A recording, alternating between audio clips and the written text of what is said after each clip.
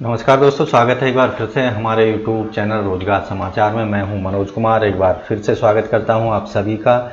जैसा कि आप जानते हैं, हम रोजगार समाचार YouTube चैनल के माध्यम से रोजगार से संबंधित अपडेट आपके लिए लेकर आते रहते हैं। तो इसलिए सब्सक्राइब करें रोजगार से संबंधित अपडेट्स के लिए रोजगार समाचार चैनल को।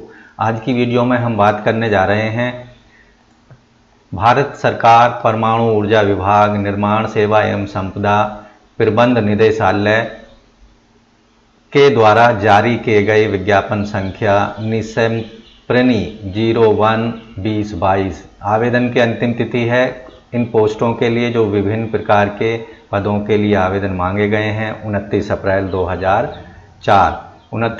2022 तक आप इन पदों के लिए आवेदन कर सकते हैं। परमाणु ऊर्जा विभाग में सरकार इस प्रकार के कार्यबल के लिए प्रयत्नशील है जिसमें लैंगिक संतुलन बना रहे और महिला उम्मीदवारों को आवेदन करने के लिए प्रोत्साहित किया जा सके। तो दोस्तों, इस निदेशालय में निम्नलिखित पदों के लिए 29 अप्रैल 2022 तक प्रत्येक पद के सामने न्यूनतम आयु 18 वर्ष और अधिकतम आयु के अंतर्गत अर्हता प्राप्त यानी योग्य उम्मीदवारों से और समर्पित युवा उम्मीदवारों से आवेदन आमंत्रित किए जाते हैं, जिनकी डिटेल हम इस वीडियो में आपको बता रहे हैं। पहला पद है तकनीकी अधिकारी। ग्रुप ए के पद जो पे मैट्रिक्स स्तर 10 में आरंभिक वेतन 56,100 केंद्र सरकार के कर्मचारियों को दिए जाने वाले महंगाई भत्ता और अन्य भत्ते इसके अलावा दिए जाएंगे। रिक्तियों की संख्या 3 है। एक ओबीसी के लिए रिजर्व है और 2 पोस्ट हैं। एक पोस्ट एससी के लिए रिजर्व है और 2 पोस्ट ओबीसी कैंडिडेट के लिए रिजर्व हैं। किसी मान्यता प्राप्त विश्वविद्यालय से सिविल इंजीनियरिंग में बीई या बीटेक न्यूनतम 60% अंकों के सहित पास होना चाहिए उम्मीदवार को। आयु की सीमा एससी उम्मीदवार के लिए 40 साल है। एसटी उम्मीदवार के लिए ये वैकेंसी नहीं है। ओबीसी के लिए अधिकतम आयु सीमा 18 साल है और न्यूनतम आयु सीमा 18 साल और अधिकतम आयु सीमा 38 साल है। तो यहाँ पर दूसरे जो पोस्ट है वो है तकनीकी अधिकारी सी। यांत्रिकी के लिए एक पोस्ट है और जो एक पोस्ट है ये ओबीसी कैंडिडेट्स के लिए रिजर्व है। इसके लिए जो क्वालिफिकेशन है मान्यता प्राप्त विश्वविद्यालय से यांत्रिकी इंजीनियरिंग में बीई या बीटेक न्यूनतम 60% अंकों के साथ पास होना चाहिए। अधिकतम आयु सीमा है 38 साल और जो न्यूनतम आयु सीमा है वो 18 साल है।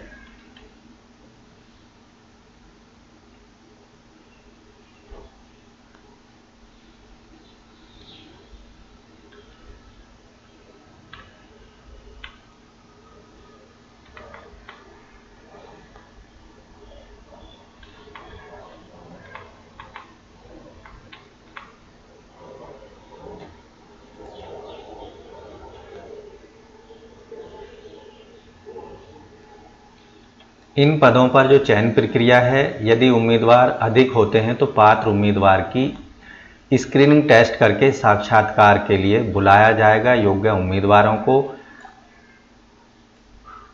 साथ ही अंतिम चयन केवल व्यक्तिगत साक्षात्कार के आधार पर ही किया जाएगा।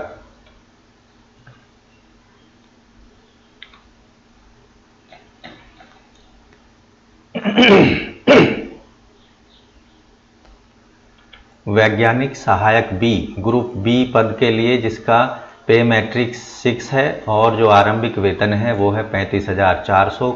अन्य जो भत्ते हैं वो केंद्रीय कर्मचारियों को दिए जाने वाले सभी भत्ते दिए जाएंगे। रिक्तियों की संख्या यहाँ पर 10 है। 2 एसटी कैंडिडेट्स के लिए है, 3 ओबीसी के लिए, 1 ईडब्ल्यूएस के लिए और 4 अनरिजर्व कैंडिडेट्स के लिए यहाँ वैकेंसी हैं। सहायक वैज्ञानिक बी सिविल के लिए। शैक्षिक योग्यता की बात की जाए तो इन पदों के लिए जो शैक्षिक योग्यता है किसी मान्यता प्राप्त विश्वविद्यालय से इंजीनियरिंग में सिविल इंजीनियरिंग में न्यूनतम 60% अंकों के साथ डिप्लोमा होना चाहिए। ASC के बाद 3 वर्ष या HSA के बाद 2 वर्ष का डिप्लोमा होना चाहिए। अधिकतम आयु सीमा की बात करते हैं। SC कैंडिडेट के लिए यहाँ 30 साल, ST के लिए 35 साल, OBC के लिए 30 साल, EWS के लिए 30 साल और अनरिजर्व कैंडिडेट के लिए 30 साल अधिकतम आयु सीमा होनी चाहिए। वहीं जो न्यूनतम आयु सीमा है वो 18 साल होनी चाहिए। नंबर 4, वैज्ञानिक सहायक B यांत्रिकी के लिए केवल 2 पोस्ट हैं, जिनमें से एक पोस्ट है OBC के लिए और एक पोस्ट है यहाँ पर अनरिजर्व कैंडिडेट के लिए। क्या है इसका? SC ST OBC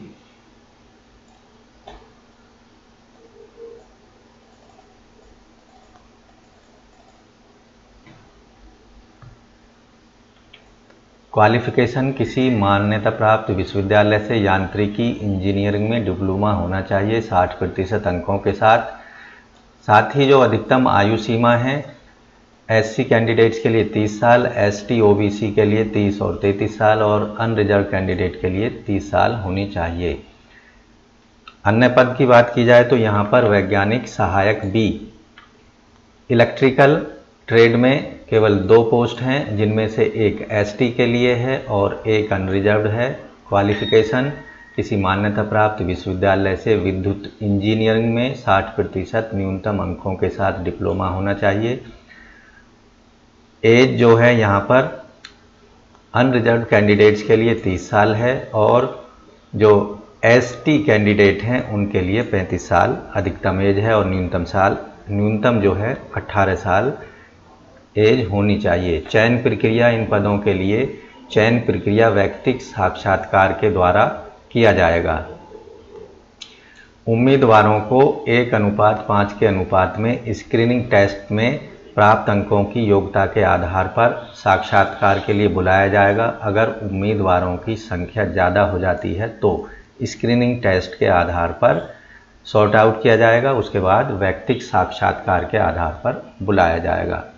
टेस्ट में संबंधित विषय से जुड़े 50 बहुविकल्पीय प्रश्न पूछे जाएंगे, जिसकी अवधि 1 घंटे की होगी। प्रत्येक उत्तर के लिए 3 अंक दिए जाएंगे और प्रत्येक गलत उत्तर के लिए 1 अंक काटा जाएगा।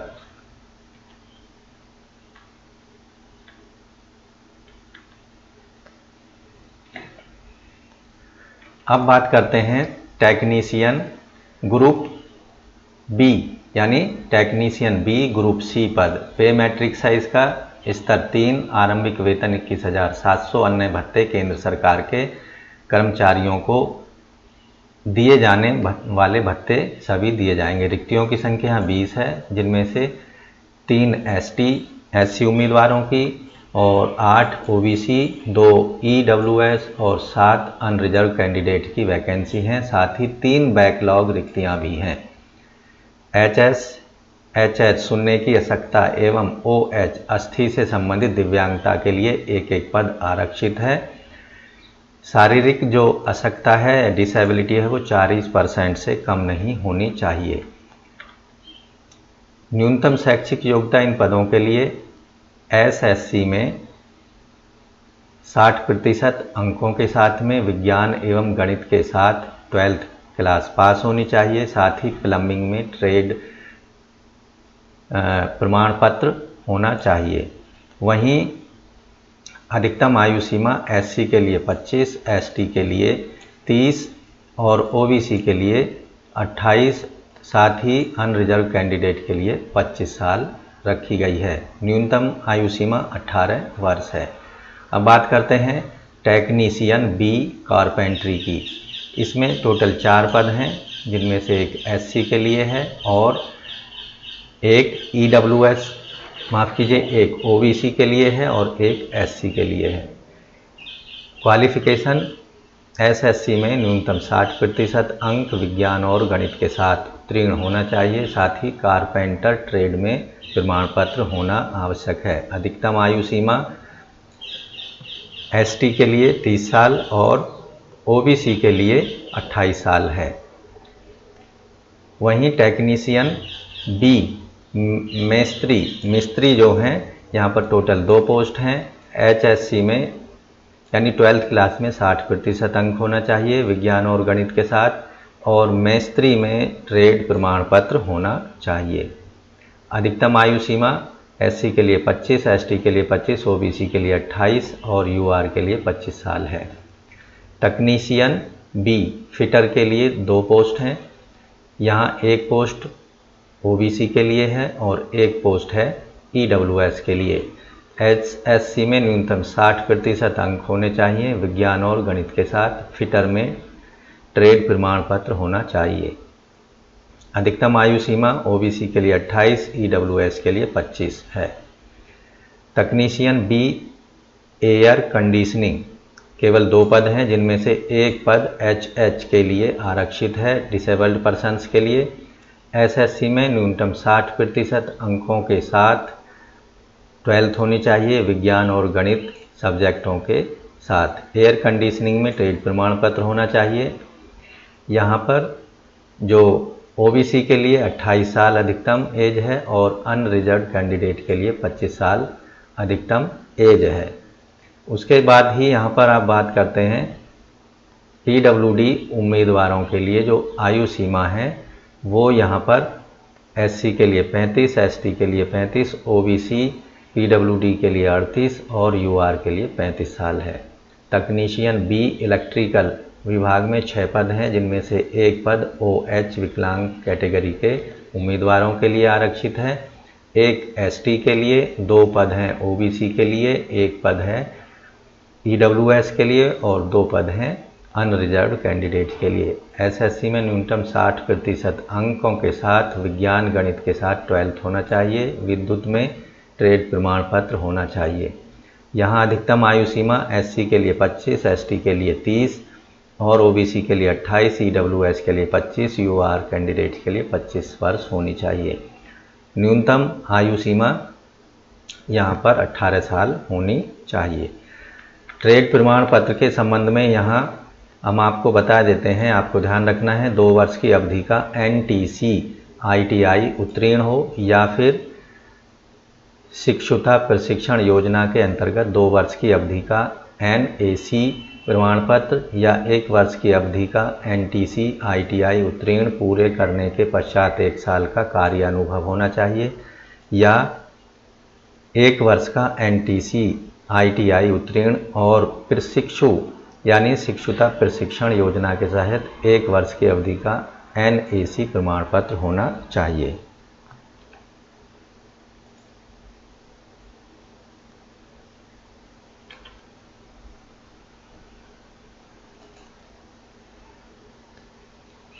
हम बात करते हैं चयन प्रक्रिया की। चयन प्रक्रिया में निम्न चरण शामिल होंगे। पहला जो चरण है प्रारंभिक परीक्षा का होगा। 50 बहुविकल्पीय प्रश्नों की एक परीक्षा ली जाएगी। 1 घंटे की समय अवधि में उसको पूरा करना होगा। 20 प्रश्न गणित के होंगे, 20 प्रश्न विज्ञान के होंगे और 20 प्रश्न होंगे सामान्य जागरूकता के। प्रत्येक सही उत्तर के लिए 3 अंक मिलेंगे, प्रत्येक गलत उत्तर के लिए 1 अंक काटा जाएगा। सामान्य श्रेणी के जो उम्मीदवार हैं उनको 40% अंक प्राप्त करने वाले उम्मीदवारों को स्क्रीन आउट किया जाएगा। आरक्षित उम्मीदवारों के लिए जो न्यूनतम कट ऑफ होगी वो 30% से कम पर नियत नहीं की जाएगी। दूसरा चरण जो होगा प्रगत परीक्षा यानी इंटरव्यू। चरण 1 में सफल उम्मीदवारों को प्रगत परीक्षा में बैठने के लिए बुलाया जाएगा, जिसमें 50 बहुविकल्पीय प्रश्न दिए जाएंगे। 2 घंटे की समय अवधि में प्रश्न पत्र को हल करना होगा। प्रत्येक सही उत्तर के लिए 3 अंक मिलेंगे और गलत उत्तर के लिए 1 अंक काटा जाएगा। सामान्य श्रेणी के उम्मीदवारों को कम से कम 30 अंक प्राप्त करने होंगे। वहीं जो रिजर्व कैटेगरी के उम्मीदवार हैं उन्हें 20 अंक प्राप्त करने होंगे चरण 2 वाली परीक्षा में। चरण 1 और 2 की दोनों परीक्षाएं एक ही दिन में आयोजित की जाएंगी।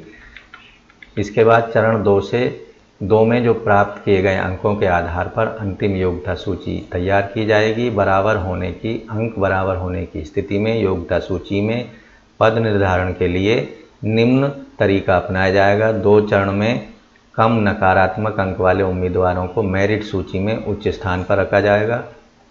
चरण 1 में उच्च अंक पाने वाले उम्मीदवारों को मेरिट सूची में उच्च स्थान पर रखा जाएगा। चरण 1 में कम नकारात्मक अंक पाने वाले उम्मीदवारों को मेरिट सूची में उच्च स्थान पर रखा जाएगा।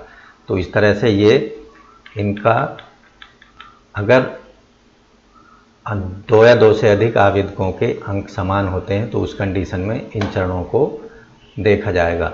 चरण नंबर 3 ट्रेड या स्किल टेस्ट। चरण 2 के पश्चात योग्य उम्मीदवारों की सूची तैयार की जाएगी, शॉर्ट लिस्ट किया जाएगा। साथ ही उसके लिए स्किल टेस्ट के लिए शॉर्ट किए गए उम्मीदवारों की संख्या चरण 2 हेतु अहर्ता उम्मीदवारों की संख्या पर निर्भर होगी, परंतु उक्त पद हेतु रिक्तियों की संख्या के 4 से 5 गुना से ज़्यादा नहीं होगी। ऐसे उम्मीदवारों का स्किल टेस्ट या ट्रेड टेस्ट लिया जाएगा। स्किल या ट्रेड टेस्ट उत्तीर्ण उम्मीदवारों को चरण 2 में प्राप्त अंकों के आधार पर मेरिट के क्रम में शॉर्ट लिस्ट किया जाएगा। अब बात करते हैं वैज्ञानिक सहायक बी एवं तकनीशियन बी के लिए भर्ती मानदंड इस प्रकार से होंगे और अंक प्रतिशत के आधार पर पात्रता निर्धारित की जाएगी। जैसे बी एससी अभियांत्रिकी डिप्लोमा 6 वर्ष, बीई बीटेक, एएमआईई और एमएससी 8 वर्ष, एमई और एमटेक पीएचडी 10 वर्ष। आयु सीमा में छूट निर्धारित नियमों के अनुसार एससी एसटी उम्मीदवारों को 5 साल की छूट होगी, ओबीसी उम्मीदवारों को 3 साल की छूट होगी। 40% से अधिक दिव्यांग व्यक्तियों को 10 वर्ष की अधिकतम आयु में छूट का प्रावधान होगा।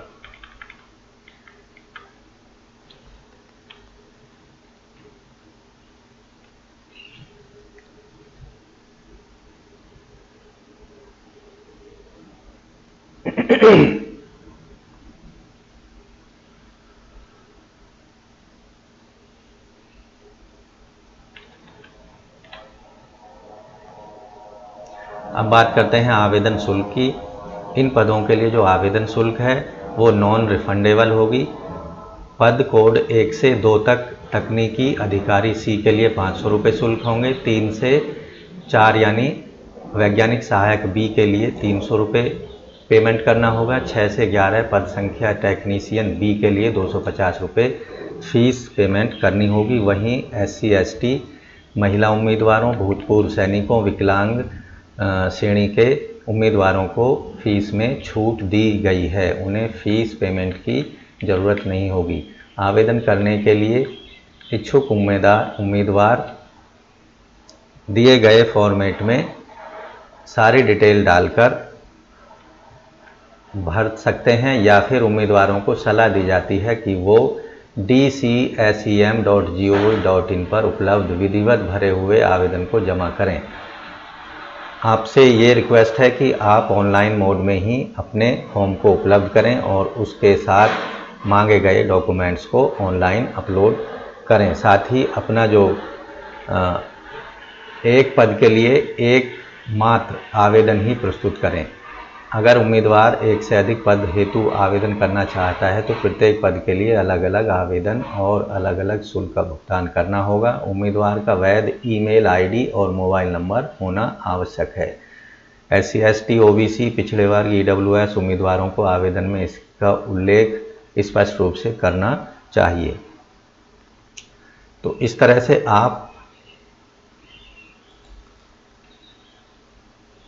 डिपार्टमेंट ऑफ एटॉमिक एनर्जी में इन पदों के लिए 29 अप्रैल 2022 से पहले आवेदन जरूर कर दें, अंतिम तिथि का इंतज़ार न करते हुए। आज की वीडियो में बस इतना ही। आशा करते हैं जानकारी आपको अच्छी लगी होगी और पूरी तरह से समझ में आ गई होगी, इसलिए वीडियो को एक लाइक कर दें, अपने दोस्तों में ज़रूर शेयर करें। साथ ही अगर हमारे चैनल को अभी सब्सक्राइब नहीं किया है रोज़गार समाचार को तो सब्सक्राइब करें और बेल आइकन को ज़रूर दबाएं, जिससे आपको आने वाले रोज़गार समाचार से संबंधित अपडेट मिलते रहेंगे। धन्यवाद आपका कीमती समय देने के लिए।